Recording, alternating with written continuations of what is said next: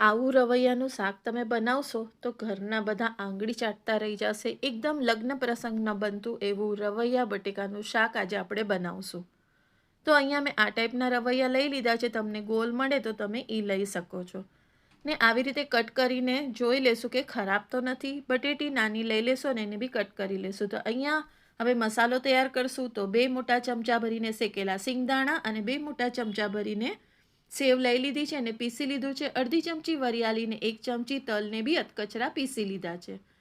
હવે એક ખાંડી લઈ લીધી છે. એની અંદર અદરક લસણ નાખીને સારી રીતે ખાંડી લીધું છે. 1 ચમચી મીઠું નાખીને અને મરચાં નાખીને બી ખાંડી લીધું છે. તો હવે જે તલનો સિંગદાણાનો જે ભૂક્કો હતો એ અને આપણે ખાંડેલો જે મસાલો હતો એ અદરક લસણ મરચાંનો એ નાખી દીધું છે.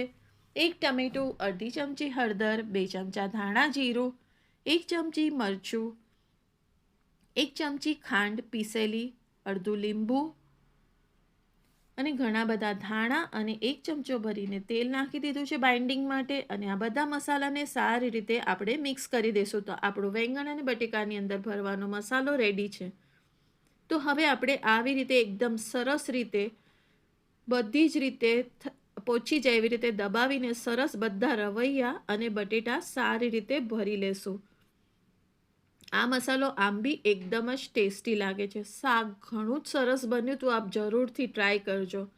મારી રેસિપી અને મારી વિડીયો પસંદ આવતો હોય તો લાઈક અને શેર કરજો. મારી ચેનલને સબસ્ક્રાઈબ ન કર્યું હોય તો જરૂરથી મારી ચેનલને સબસ્ક્રાઈબ કરજો. તો અહીંયા મેં કુકર મૂકી દીધું છે. તેલ થોડું વધારે નાખ્યું છે. અડધી ચમચી જીરું અને અડધી ચમચી હિંગ નાખી દીધી છે.